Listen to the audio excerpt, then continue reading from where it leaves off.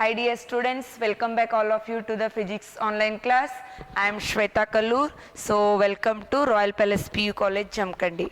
Today I want to discuss with you the concept of combination of the errors, right? In the previous class I explained you about how to express the errors. Errors can be expressed in terms of absolute error, mean absolute error and the relative error and finally the percentage error. Then if the two or more quantities are combined, then how to express their errors? How to combine that errors can be discussed in the case of the combination of the errors. So in the combination we may add and subtract the two errors. And we may multiply, that means there may be a product or quotient of the error, or sometime the quantity may be expressed in terms of the power. In every cases, how to express their absolute error and their relative error, we give here the formula, right? Assume there is a physical quantity Z, call it is a Z. This is a final result which is obtained when by adding the two quantities, that are one is the quantity A and another one is quantity B. Yes, then when we add these two and the quantity A can be expressed as, it can be expressed as mean value and plus or minus its error. And similarly here also B can be given as mean value of the that and the absolute error of the quantity. Then in order to find the absolute error in the quantity Z, it can be represented as delta A plus delta B. That means if the quantity is obtained by adding the another two quantities or by subtraction of the two quantities. ಈ point ಏನು ಹೇಳುತ್ತೆ ಅಂದ್ರೆ Z ಅನ್ನ A plus B ಮಾಡೋದ್ರಿಂದ ಅಥವಾ A minus B ಮಾಡೋದ್ರಿಂದ ನಾವು ಪಡ್ಕೊಂಡಿವಿ. ಹಾಗಿದ್ರೆ ಈ ರೀತಿ ಎಡಿಷನ್ ಆರ್ ಸಬ್ಟ್ರಾಕ್ಷನ್ ಇತ್ತು ಅಂದ್ರೆ ಅಲ್ಲಿರುವಂತ Z ಅಂದ್ರೆ ಫೈನಲ್ ರಿಸಲ್ಟ್ ಅಬ್ಸಲ್ಯೂಟ್ ಎರರ್ ಎದಕ್ಕೆ ಈಕ್ವಲ್ ಇರುತ್ತೆ ಅಂದ್ರೆ the sum of absolute error in the individual quantities. Yes, so when the error are added or subtracted, yes, the absolute error in the final result will be is equal to sum of the absolute error in the individual quantity. This is the first point. Okay, then next point is multiplication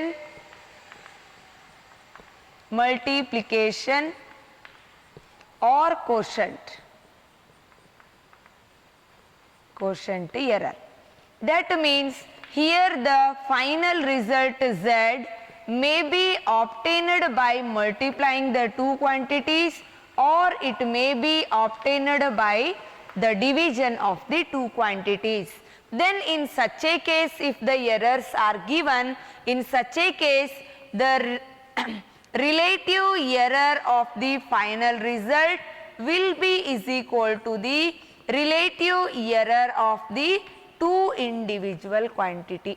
It is the sum of the relative error of the individual quantities. ಅಂದ್ರೆ ಈಗ ಒಂದು ವೇಳೆ ನಾನು final result Z ಅನ್ನ A cross B ಅಂದ್ರೆ multiplication of two quantities ಮಾಡಿದ್ದೆ ಅಂದ್ರೆ or so division ratio of the two quantities ತಗೊಂಡಿದ್ರೆ ಅಲ್ಲಿ ಇರುವ ಫೈನಲ್ ರಿಸಲ್ಟ್ ದೊಳಗಿನ ರಿಲೇಟಿವ್ ಎರರ್ ಎದಕ್ಕೆ ಈಕ್ವಲ್ ಇರುತ್ತೆ ಅಂದ್ರೆ sum of relative error in the individual ಕ್ವಾಂಟಿಟಿಗೆ ಈಕ್ವಲ್ ಇರುತ್ತೆ. ಓಕೆನಾ? So this is the second rule or the combination rule of the error. See when the quantities are added or subtracted, in that we are getting the final result in the absolute error only. And this point shows that when the quantity is multiplied or it is taken by the division of another two quantities, then its relative error can be given as the sum of the relative error of the individual quantities. Am I clear?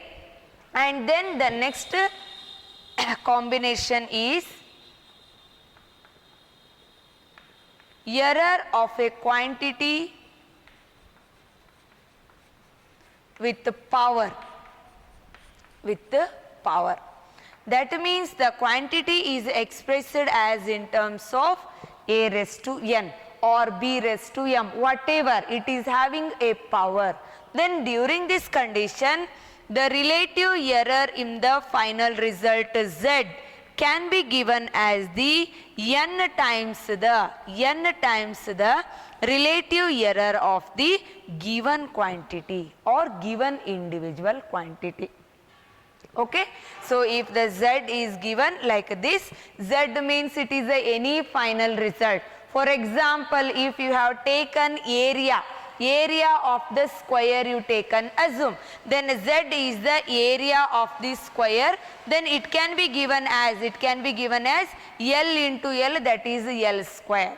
Here L is a given physical quantity, length and breadth. For a square we know that both are same only, then area of that we can express in this way. So if you want to find what is the relative error in the area, then you have to express that in the given format.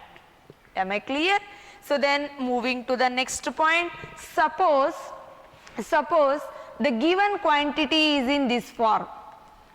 The given quantity is z is equal to a raised to n, b raised to m, c raised to p and d raised to minus q.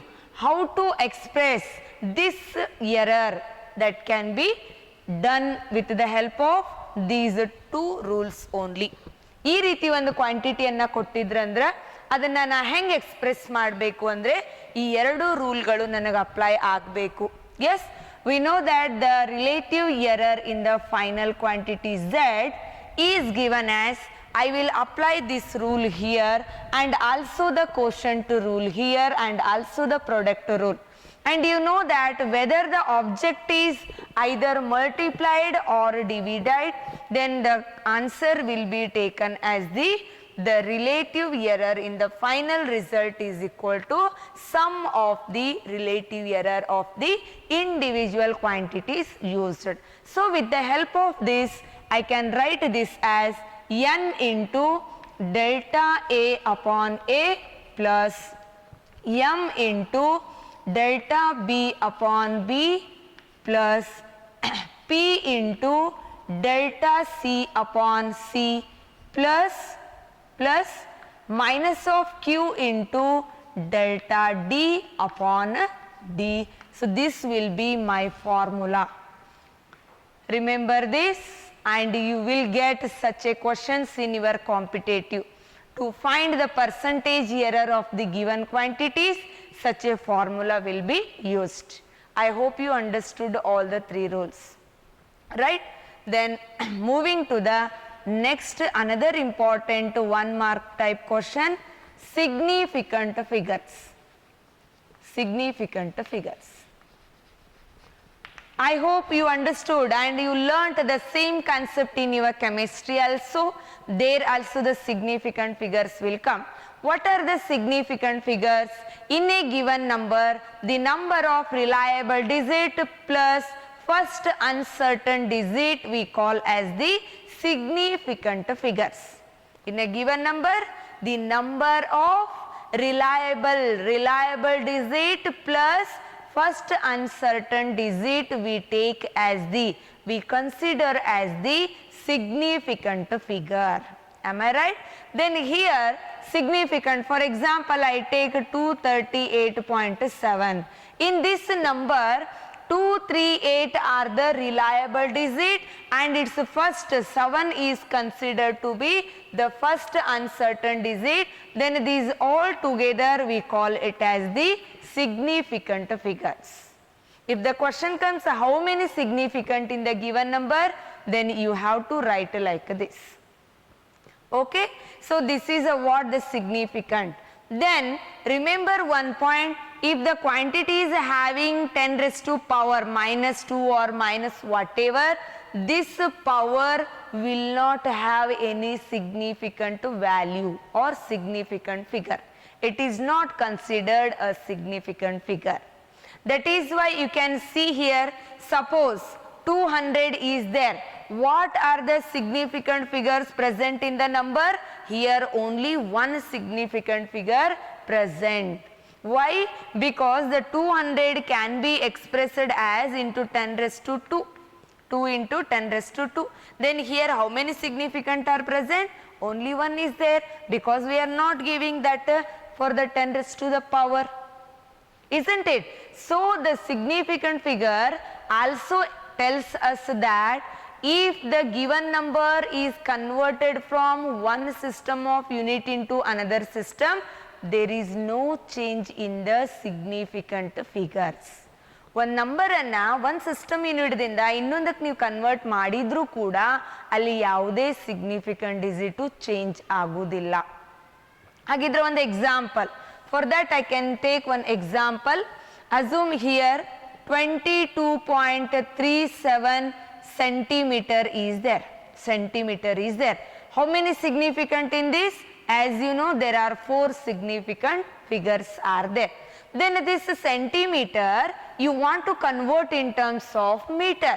Then how will you express the same number? 22.37 into 10 raised to minus 2 meter. Again you got 4 digit only in the given number. That is why there is no change when one system of unit is converted into the another system. There is no change in the significant figures. Am I clear? Yes.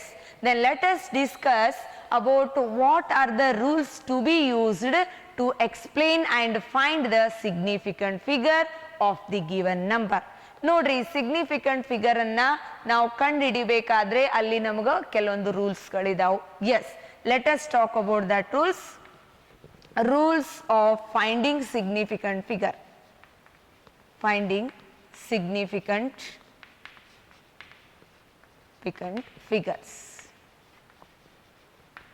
Okay, so then the first rule, what it says, all non-zero digits are significant. The rule says, the first rule ಹೇಳುತ್ತೆ, all non-zero digits are significant. ಝೀರೋನ ಹೊರತುಪಡಿಸಿ ಉಳಿದಂಥ ಎಲ್ಲ ನಂಬರ್ಗಳು ಏನಿರುತ್ತೆ? ಸಿಗ್ನಿಫಿಕೆಂಟ್ಗಳು. ಅಂದರೆ ಒಂದು ಕೊಟ್ಟಿರುವಂಥ ಸಂಖ್ಯೆಯಲ್ಲಿ ಏನು ಝೀರೋ ಇರಲಾರ್ದ ಉಳಿದ ನಂಬರ್ಗಳದಾವ ಎಲ್ಲಾನು ಸಿಗ್ನಿಫಿಕೆಂಟ್. ಹಂಗಿದ್ರೆ 2135ದಲ್ಲಿ how many significants are there? 4 significants are there. Then in the case of the 728, how many significants are there? That is 3 are there. In the case of 6.28, how many significants are there? There are 3 significants are there. These all are the non-zero digits. They all are considered as a significant. Okay. Then next one, the second one, the zeros between 2 non-zero digits. 2 non-zero digits are significant.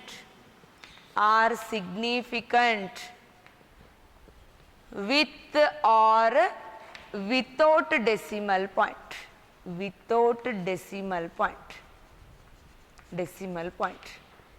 What the point says? ಈ point ಏನು ಹೇಳುತ್ತೆ ಅಂದ್ರೆ, decimal point ಒಂದು ನಂಬರ್ದಲ್ಲಿ ಇರದೇ ಇರಲಿ, ಒಂದು ವೇಳೆ 2 ನಾನ್-ಝೀರೋ ಡಿಜಿಟ್ಗಳ ನಡುವೆ 0 ಇತ್ತಪ್ಪ ಅಂದ್ರೆ ಅದನ್ನ ಏನು ತಗೋಬೇಕು? ಸಿಗ್ನಿಫಿಕೆಂಟ್ ಅಂತಾನೆ. For example 2020, here this 0 is lying between the 2 non-zero digit. Then how many are there here? Totally 3 significant figures are there. Yes, then the same question, if the same question comes with respect to the decimal point, in the 20.20, how many significants are there? Means there you must write it is a 4 significant. Why question comes? I will explain that in the next rule. Now is that clear? The first one is zeros between the 2 non-zero digits are the significant. So this you leave now, just concentrate on here only. Totally here how many zeros are lying between the two non-zero digit? Totally 4 significant figures are there. Then if the question is there 30.03, here also how many are there? Totally 4 are there. If the 0 come here, then the number will change. That only the next rule what I will explain. Okay. Then the next rule is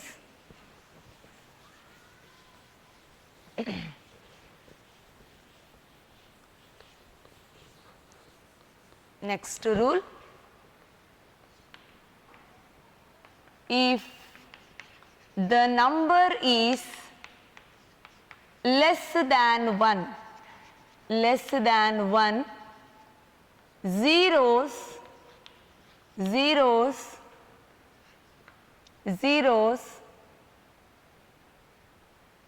after decimal point to the left of non-zero digit are not significant.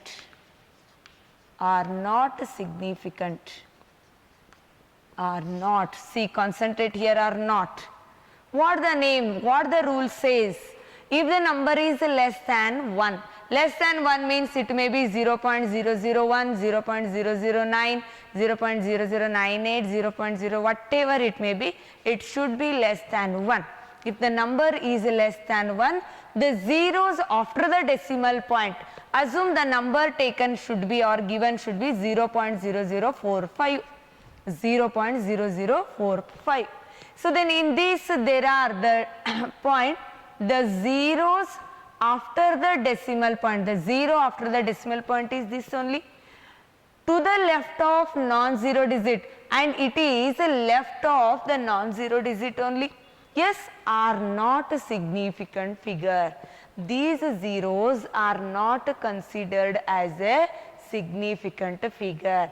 Then in this number how many significant figures are there? Only 2 are there. Am I clear, dear students? See what the rule says. If the number is less than 1, zeros after the decimal point to the left of the non-zero digit are not significant. Then for this example 00621, how many significant are there? Only 3, because these zeros are not significant. Okay. So then here the number, nim question barbodu, madam ರೀ ಇಲ್ಲಿ 2 point ಇದ್ರೆ ಹೆಂಗ್ರಿ? 2 point ಇದ್ರೆ it is not the less than 1. ಆವಾಗ ನಿನಗೆ ಯಾವ rule apply ಆಗುತ್ತಾ? ಎರಡನೇ ರೂಲ್ ಅಪ್ಲೈ ಆಗುತ್ತಾ? ಯಾಕ? ಇಲ್ಲಿ 2 ಬಂತಂದ್ರೆ ಈ 0 between the non zero digit ಅದ with or without the decimal point, ಆವಾಗ ನೀನು ಅದನ್ನ ಸಿಗ್ನಿಫಿಕೆಂಟ್ ಅಂತ ಕನ್ಸಿಡರ್ ಮಾಡಲೇಬೇಕು. ಅರ್ಥ ಆಯ್ತಾ? Yes. Then the next one same ಬರುತ್ತೆ ನೋಡ್ರಿ. If the number is less than 1, zeros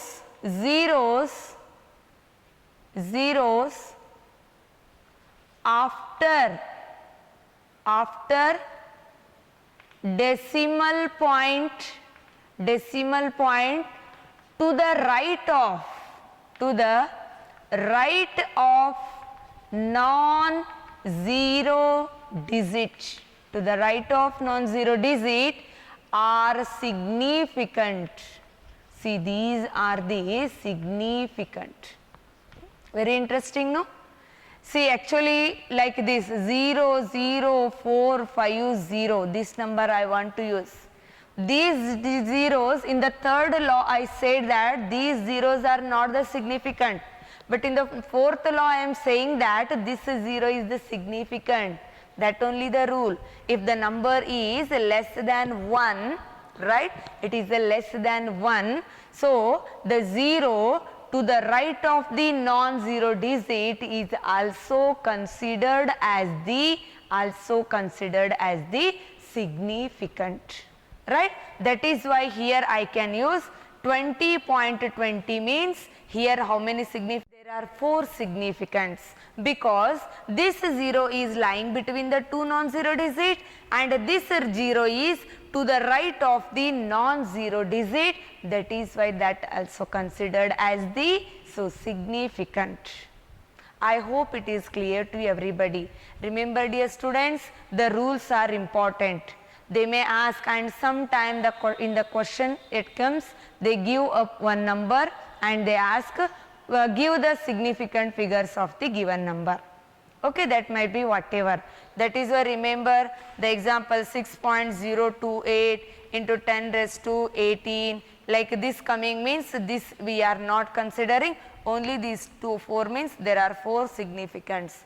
And for the charge of the electron 1.6 into 10 raised to minus 19 coulomb means this we are not considering, only 2 significant figures will be there.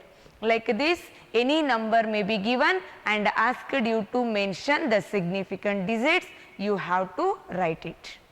I hope the rules are clear, and the first concept, the combination of the error is also clear. Okay? Yes. And see dear students, up to now what are the points we discussed? These all are related to the units and the measurements. These all are related to the units and the measurement. But in this another very important concept come, that is the dimensions of the given quantity. Dimension of the given quantity.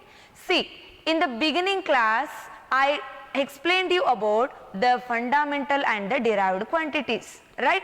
Then there we came to know that mainly there are 3 fundamental quantities, because that fundamental, using that fundamental quantities only we can derive the many of the given quantities. Okay, then today let us discuss the very important another concept, that is the dimensions.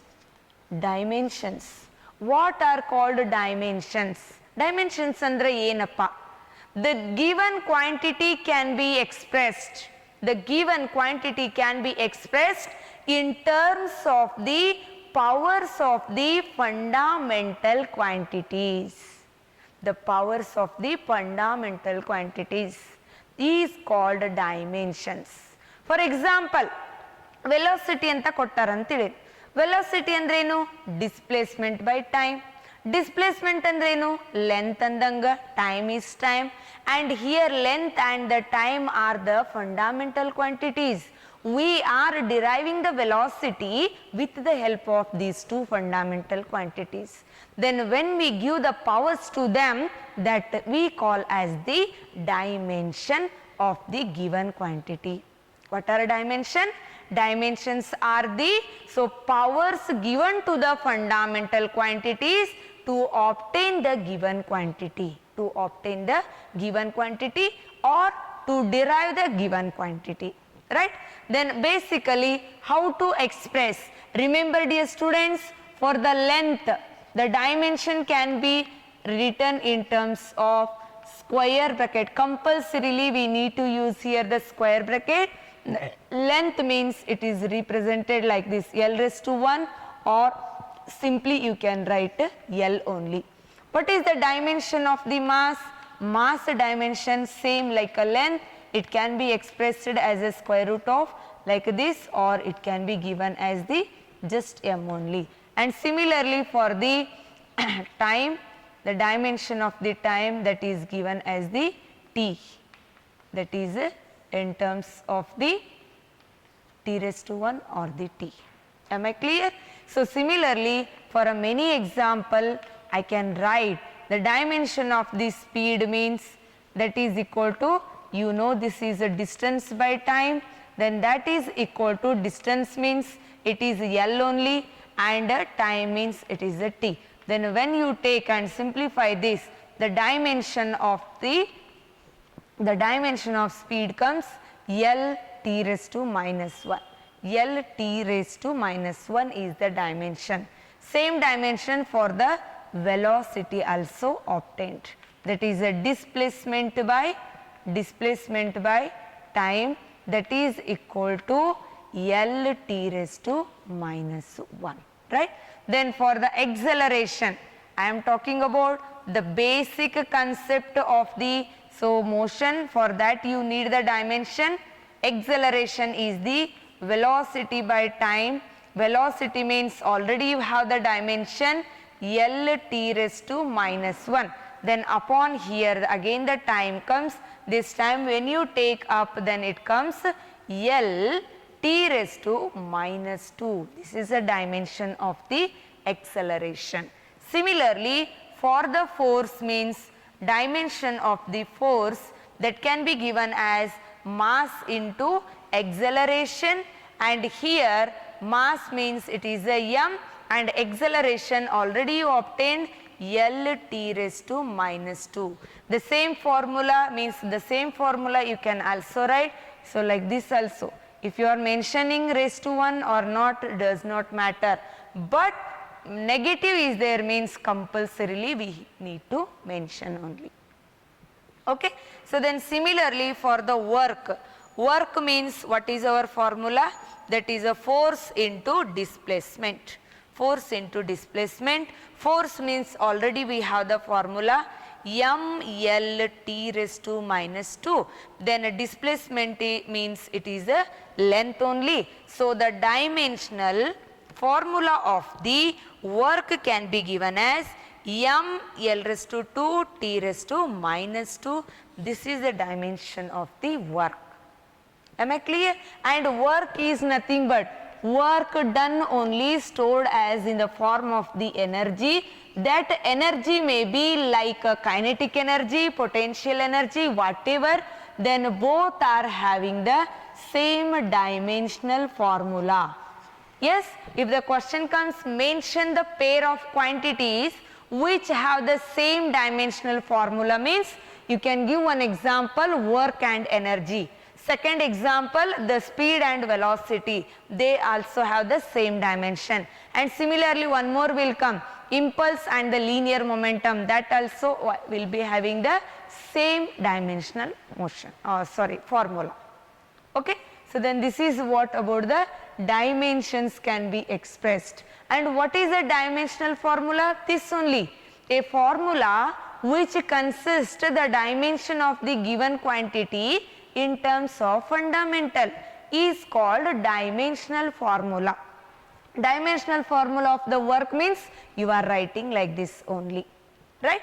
So this is the dimensional formula. Then next question, what is the dimensional equation? Dimensional formula, that means a formula which consists the powers of the fundamental quantities in terms of given, right? So then next one, dimensional equation. Dimensional equation. What is the dimensional equation? Same. Here is the velocity and here is the dimension of that velocity. Then this we call as the equation, dimensional equation of the velocity. That means an equation which consists the quantity and its dimension is called as the dimensional equation. Both LHS side there is a quantity, RHS side there is a dimension formula of the quantity, then it is called dimensional equations, right? So I hope dear student you are understanding all the points. So that is a dimension is the very important, because here the question comes, mention the applications of the dimensional analysis. Actually the next point only to be discussed is the dimensional analysis. Dimensional analysis. Analysis means it is a process. What the dimensional analysis? It means a process of converting one system of unit into another system, deriving the equations and checking the correctness of the equation is called the dimensional analysis. What is the dimensional analysis? ಹಂಗಂದ್ರೆ ಏನಪ್ಪ ಅಂದರೆ ಒಂದು ಕೊಟ್ಟಿರುವಂಥ ಕ್ವಾಂಟಿಟಿಯನ್ನು derive ಮಾಡೋದು ಮತ್ತು ಅದರ ಇಕ್ವೇಷನ್ಸ್ಗಳನ್ನು ಕರೆಕ್ಟ್ನೆಸ್ಸನ್ನು check ಮಾಡೋದು. ಎದರಿಂದ? dimensional process tinda, with the help of dimensional method, we call as the dimensional analysis. Dimensional analysis is the process of checking the correctness of the given equation and deriving the formula with the dimensional method. We call it as the dimensional analysis, right? So, and the dimensional analysis is very important. Then what are the uses or applications of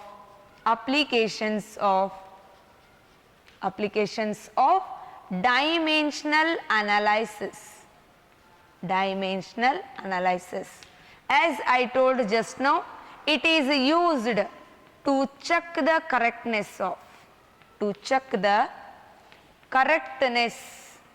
correctness, or it is called consistency of given equation, yes. And second one, it is used to derive the equations or derive the formula of a given quantity. Yes, these are the very important two applications of the dimensional analysis. Okay, dear student, I hope you understood all the points up to now, whatever I discussed, right? And if any queries, you can ask me. Thank you for watching the video. The remaining point, there are 4 types of the dimensional, how they are classified, and next what is the drawback and how to check the correctness of the given equation and how to derive the formula with the help of the dimensional analysis, we discuss in the next video. Thank you for watching this.